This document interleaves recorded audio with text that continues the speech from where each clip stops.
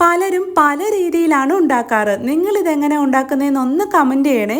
അപ്പോൾ തോലൊക്കെ ചീവി കഴുകി വൃത്തിയാക്കി ചെറുതായി കനം കുറച്ചത് ഇതുപോലെ നീളത്തിൽ അരിഞ്ഞെടുത്ത പപ്പായ ഒരു പാനിലേക്ക് ഇട്ട് കൊടുത്ത് കുറച്ച് വെള്ളവും ഒഴിച്ചു കൊടുത്ത് ആവശ്യത്തിന് ഉപ്പും ചേർത്ത് ഇളക്കി യോജിപ്പിച്ച് കുറച്ച് കറിവേപ്പിലയും ഇട്ട് കൊടുത്ത് മൂടി വെച്ചൊരു 10 മിനിറ്റ് വേവിക്കാൻ വെക്കാം. ഇടയ്ക്കൊന്ന് മൂടി തുറന്ന് ഇളക്കി കൊടുത്ത് വീണ്ടും മൂടി വെച്ചൊരു 5 മിനിറ്റ് കൂടെ വേവിച്ചെടുക്കാം. ആ സമയം അരപ്പിനായി ഒരു മിക്സിയുടെ ജാറിലേക്ക് 3-4 ചെറിയുള്ളി, എരിവിന് ആവശ്യത്തിന് പച്ചമുളക്, കുറച്ച് കറിവേപ്പില, ഒരു മുറി ചിരവിയ തേങ്ങയും ഇട്ട് കൊടുത്ത് 1 ടീസ്പൂൺ ചെറിയ ജീരകം, ഒരു പിഞ്ച് മഞ്ഞൾപ്പൊടിയും ചേർത്ത് ഒരുപാടൊന്നും അരഞ്ഞു പോവാതെ ഇതുപോലൊന്ന് ഒതുക്കിയെടുക്കാം. ഈ സമയം കൊണ്ട് പപ്പായ നല്ലപോലെ വെന്ത് വന്നിട്ടുണ്ട്.